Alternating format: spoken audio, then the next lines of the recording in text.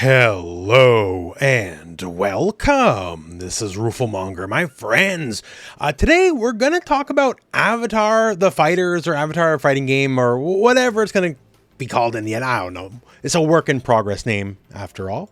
And we got some very interesting new footage. We've now seen, some gameplay trailers. We've seen a video on how variations work, which if you have not seen the video where we talk about that already, I highly suggest you check it out. As the variations, the support character system is very fascinating. And speaking of fascinating, so what's in this video showcasing Aang, who will be one of the playable characters in the closed alpha, which is not too long from now, next month. The stuff he can do is crazy, and you gotta assume Aang is like a baseline, he's the face of the franchise, right? He's gotta be a baseline character in terms of power and just what you can do, and the stuff he does is nuts. And this is what he does before you pick a support character, before you pick a variation, right? The power level in this game seems really high. I know a lot of people have been getting progressively more excited for the game given what's been revealed, just, seeing how the game itself actually plays, and this stuff is extra exciting to me. So I figure, let's do what we do best around here. Let's just kind of go through this trailer and just talk about everything that's happening here. Because again, I think the overall power level of this game is really high in a really fun and interesting way. And everything I'm seeing about this game just makes the game look a lot cooler. So let's just take a gander. So out of the gate here, we see two very powerful things. We see Aang has some manner of fast fall, which is always powerful for mix-up to land on the ground sooner than the enemy anticipates. And then he just launches you hell of up into the air, right?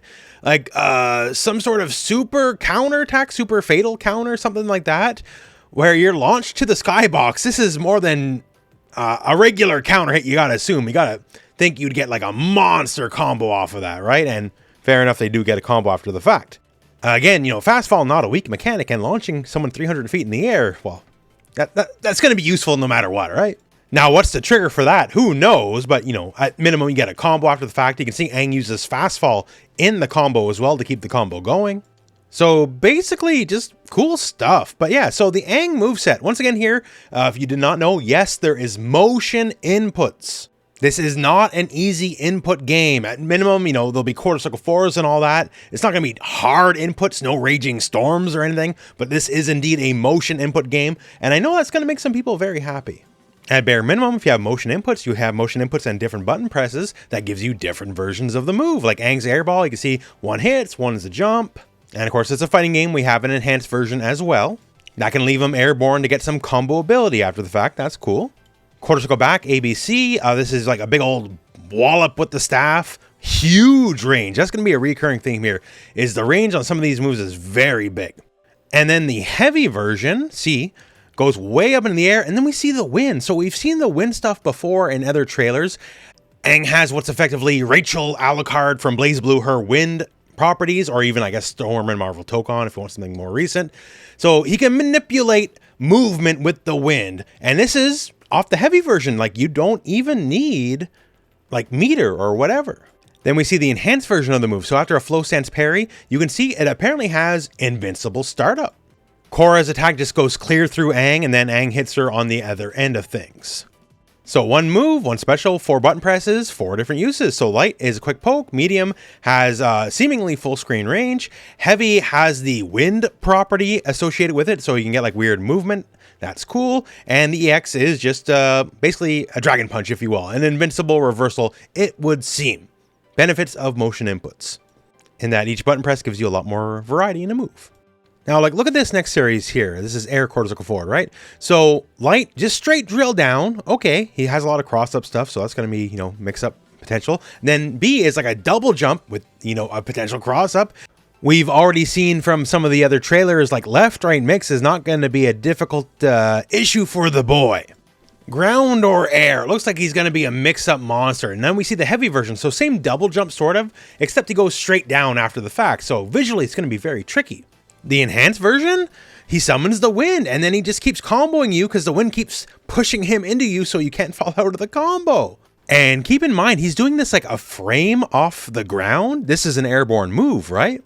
So that means Tiger Knee, aka instant wild jumping moves, are very much going to be a thing in this game that you gotta watch out for, and that's cool. We like our Tiger Knees around here. Then we move on to the flow button. So everyone has a flow button, although some of the moves might change. Flow's stance, I believe, is universal in that it's basically an automatic parry / counter / dodge. Like in one of the original trailers, we can see Korra using it to dodge as well. But any direction in the flow button, that's definitely unique to the character here, because we can see Aang using airbending. He's the airbender, right? And also, this is a stance we've seen a little bit in some of the other trailers, but at minimum, you can see it definitely lets him low profile, higher up moves. That's cool, and it can definitely let him do a lot more. As it's not just a low profile, he can maintain his mobility, so it's not just like Art of the Phoenix or something. In fact, on top of having mobility while doing it, he can attack while doing it as well. And once again, the range. Like, I don't know who I would think would be the long-range character. I guess I would never assume it was Aang, but we can see here Aang, along with the staff, has got some gigantic range. It's not going to be the only range we see in this trailer, too. So got a big old sneeze sweep, also has maybe invincible, I don't know, but some kind of launcher, and also has a command jump out of it as well. If you recall now how the supports work, right? One of Aang's supports, Appa, is he can flow cancel normals. So you could potentially command jump off any normal. That seems really strong for pressure to me. Once again, I'm just kind of flabbergasted that power level as a whole seems just very, very high in the game. And that's fun. I like that a lot. Then for flow button stuff, we have the glider, which we've seen in a bunch of trailers, and glider just gives him all sorts of aerial movement shenanigans. He can just move around everywhere, quick overheads, air mobility, air mastery. He's a tricky mobile character, and good. Again, he's Aang, the last airbender. He needs to be a hyper-mobile, tricky character, and that's what he is in spades. He's got fast fall, which we already talked about at the beginning of the video. You're gonna get mixed. He's going to fast fall into a low and you're not going to see it and you're going to get clipped. He has the command backdash that we've seen in other trailers. That seems pretty okay, especially because it goes full screen. He can kind of disengage whenever. And then this nonsense, the forward flow. So this is the short hop. And yes, he will get a just base attack off of that. Now, not sure if that's an overhead, but seems strong enough on paper. But we know for a fact this one is an overhead. You absolutely have to stand block this off the short hop. We've seen that it hits crouchers, and you also get a full combo off of it, by the way.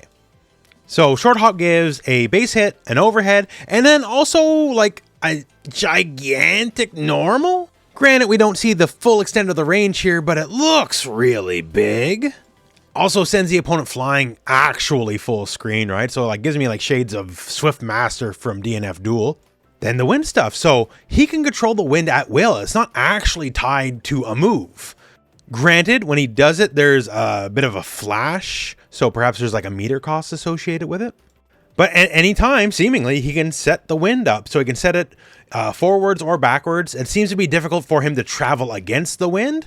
But then again, also difficult for the enemy to travel against the wind. Korra's like not making any headway versus he just goes full screen off a glider and then some, right? So curtailing the enemy's movement, obviously there's a big benefit to that.